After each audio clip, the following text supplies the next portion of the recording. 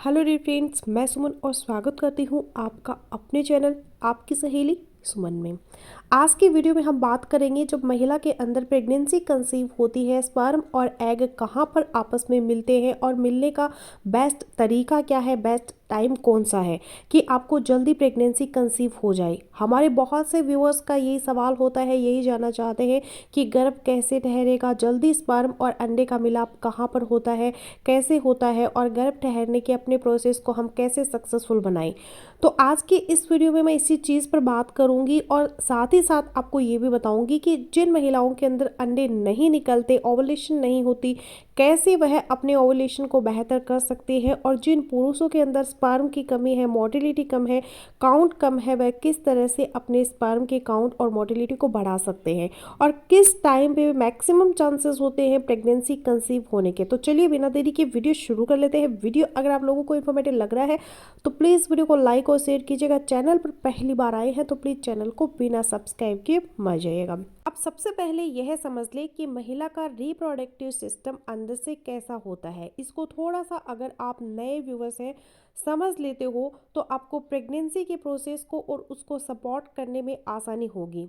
यह महिला की यूट्रस है जो सेंटर में है और यूट्रस के नीचे वजाइना और सर्विक्स का पोर्शन होता है। यूट्रस यानी कि बच्चेदानी, बच्चेदानी के दोनों तरफ राइट साइड पे भी और लेफ्ट साइड पे भी एक एक फैलोपियन ट्यूब अटैच होती है और हर फैलोपियन ट्यूब के बाहर वाले एंड के पास एक एक ओवरी होती है, एक राइट साइड पे और एक लेफ्ट साइड पे। एक महीने मोस्टली राइट साइड के ओवरी से एग निकलता है और एक महीने लेफ्ट साइड के ओवरी से एग निकलता है और एक माह में महिला के अंदर एक ही एग मोस्टली निकलता है और इस ओवरी से एग जो निकलता है इस प्रोसेस को हम ओवुलेशन बोलते हैं। अब बहुत सारे कपल्स का, बहुत सारी महिलाओं का यह ख्याल होता है जो न्यूली मैरिड है, जिन्हें बहुत ज़्यादा नॉलेज नहीं है रिप्रोडक्टिव सिस्टम के बारे में, कि यहाँ से जब वजाइना के अंदर पुरुष का पेनिस अंदर जाता है, यहाँ पे डिस्चार्ज होता है, स्पर्म यहाँ पे गिरते हैं, उसके बाद स्पर्म यूट्रस के अंदर चले जाते हैं और यूट्रस में एग के साथ, महिला के अंडे के साथ मिलते हैं और प्रेगनेंसी कंसीव हो जाती है।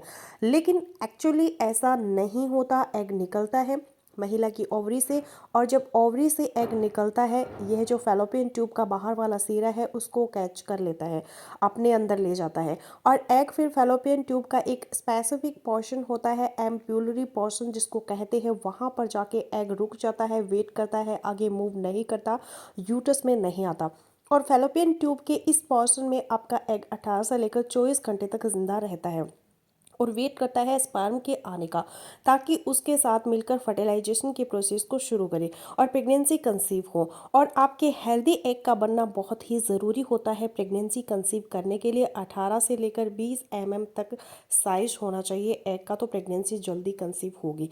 अब यहाँ पे कुछ महिलाएं ये सवाल करती है कि हमें कैसे पता चलेगा कि हमारे अंदर एग निकल रहा है, ओवुलेशन हो रही है, अंडा निकलने वाला है। तो एक तो आपको मैं टाइमिंग बता देती हूँ कि जिन महिलाओं का साइकिल 18 से लेकर 30 दिन का होता है, उनके अंदर मोस्टली साइकिल के 13वें या 14वें दिन पे जाके उनको ओवुलेशन होती है, अंडा निकलता है।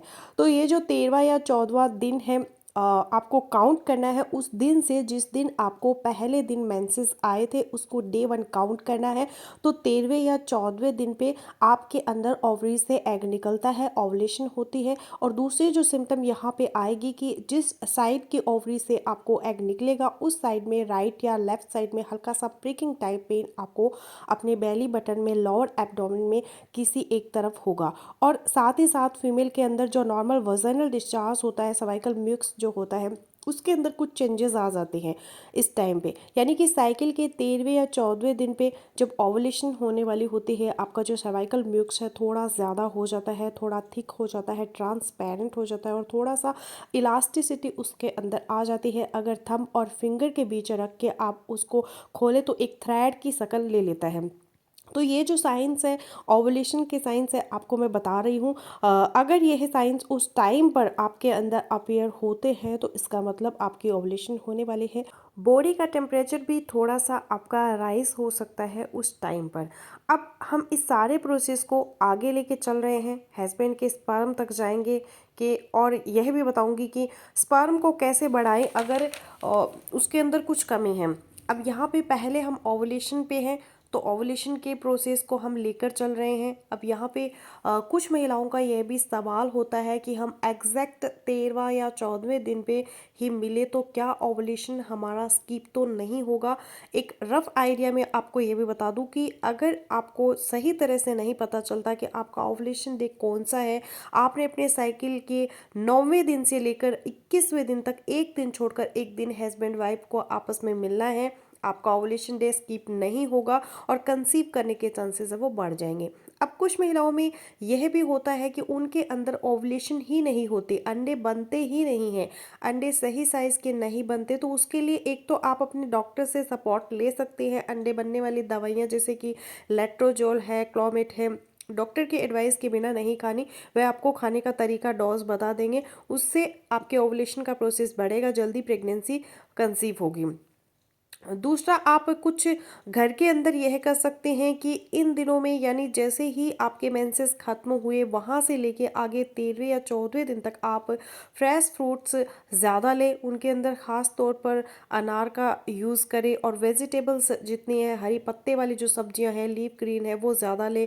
नट्स का इस्तेमाल ज़रूर करें, सीड्स को अपनी डाइट के अंदर ज़रूर शामिल करें। फिर विटामिन ई, विटामिन सी और बी कॉम्प्लेक्स ये बहुत ही इंपॉर्टेंट है, इनका सप्लीमेंट आप ले सकते हैं। फॉलिक एसिड का सप्लीमेंट आप ले सकते हैं। व्हाइट शुगर को अपनी डाइट के अंदर से कोशिश करें कम कर दे और ट्रांस फैट जितनी भी है वह भी आप ना लें। ऑरेंज जूस आजकल अवेलेबल भी है, आप 1 गिलास डेली बेसिस पे ले सकते हैं, बहुत ही रिच सोर्स होता है ये विटामिन सी का, जो कि ओवुलेशन में और हेल्दी एग बनाने में आपकी हेल्प करता है।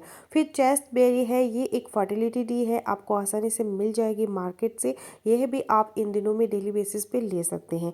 अब जरा आगे बढ़ते हैं। ओवुलेशन हो गई, आपके अंदर अंडा रिलीज हो गया, अंडा यहाँ पे वेट कर रहा है फैलोपियन ट्यूब के अंदर। अब इन्हीं दिनों में आप अपने हस्बैंड के साथ मिल ली, स्पर्म अंदर चला गया, यूट्रस के अंदर जाएगा। अब स्पर्म दोनों ही तरफ ट्रैवल करेंगे, राइट साइड पे भी और लेफ्ट साइड पे भी, क्योंकि स्पर्म को नहीं पता कि इस महीने राइट साइड से एग निकला है या लेफ्ट साइड से। उसके बाद आपके हस्बैंड का स्पर्म फैलोपियन ट्यूब के अंदर आएगा और एग के साथ मिलेगा, एग को फर्टिलाइज कर देगा। फर्टिलाइजेशन के बाद यहाँ पे आपका एम्ब्रियो ग्रो करना शुरू करेगा। 4 से 5 दिन पे उसकी डेवलपमेंट होगी और 4 से 5 दिन के बाद जब वो फिर ब्लास्टोसिस्ट स्टेज में आ जाता है, आपका एम्ब्रियो यूट्रस के अंदर आएगा और यूट्रस की दीवार के साथ जुड़ जाएगा, अटैच हो जाएगा, जिसको इम्प्लांटेशन का प्रोसेस कहते हैं। और ये ऑलमोस्ट आपके साइकिल के 22वें दिन से लेके 28वें दिन के बीच होता है इम्प्लांटेशन का प्रोसेस। अब इस पे भी बाद में बात करते हैं, पहले ये देख ले कि स्पर्म को पहुंचना है एग तक जो फैलोपियन ट्यूब में पड़ा हुआ है। तो इसके लिए आपके हस्बैंड की स्पर्म की मोटिलिटी और स्पर्म का काउंट अच्छा होना चाहिए। सीमन एनालिसिस की रिपोर्ट के अंदर अगर आप जल्दी प्रेगनेंसी कंसीव करना चाहती है तो अगर आपके हस्बैंड का स्पर्म का काउंट कम है, स्पर्म की मोटिलिटी कम है, तो स्पर्म की क्वालिटी और क्वांटिटी और काउंट को बढ़ाने के लिए और मोटिलिटी को इंक्रीज करने के लिए आप अपने हस्बैंड को अनार दें, अखरोट जरूर दें, डार्क चॉकलेट हफ्ते में 3 बार दें, 1 कप कॉफ़ी डेली दें, बहुत ही यूज़फुल है, स्पेशली वाई क्रोमोसोम को बढ़ाने के लिए जो बेटा पैदा करने के रिस्पॉन्सिबल होते हैं। और अगर स्मोकर है, अल्कोहल यूज़ करते हैं, उसको स्किप कर दें। फिजिकल एक्टिविटी थोड़ी बहुत ज़रूर रखें और साथ में अश्वगंधा पाउडर या अश्वगंधा नागौरी के नाम से मिल जाता है पाउडर, आप ऑनलाइन परचेज भी कर सकते हैं। 1/2 चम्मच सुबह, 1/2 चम्मच शाम में डेली बेसिस पे ले। हस्बैंड की बात कर रही हूँ, हस्बैंड को ये लेना है ताकि स्पर्म के काउंट और मोटिलिटी बढ़े।